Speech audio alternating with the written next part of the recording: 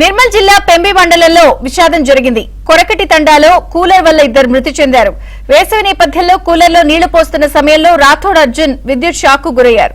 వెంటనే తండ్రిని కాపాడేందుకు కుమారుడు శ్రీనివాస్ ప్రయత్నించగా అతను విద్యుత్ షాక్ కు గురై మరణించాడు. సమాచారం అందుకున్న పోలీసులు కేసు నమోదు చేసి దర్యాప్తు చేస్తున్నారు. ఇద్దరి మరణానికి కూలర్ కారణమని తేల్చారు.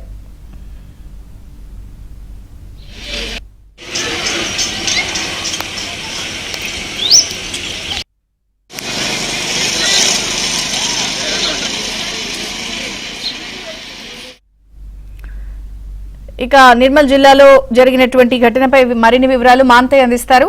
మాంతయ్య. పెంబి మండలంలో జరిగిన ఘటన స్థానికంగా తీవ్ర విషాదాన్ని నింపింది.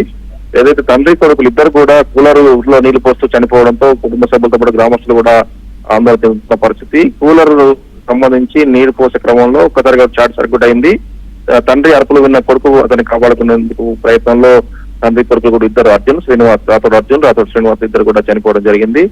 ఉదయాల ప్రస్తుతం కానపూర్ ఆసుపత్రి తరలించారు. ఈ ఘటనపై స్థానిక ప్రజాపతి వారి పరామర్శించారు. ఏదైతే విద్యుత్ బోర్డుకు సంబంధించి సమస్య వలన ఈ ప్రమాదం జరిగినట్టు కూడా చెప్తా ఉన్నారు. Vijayachandrika. Okay Manthayya, thank you.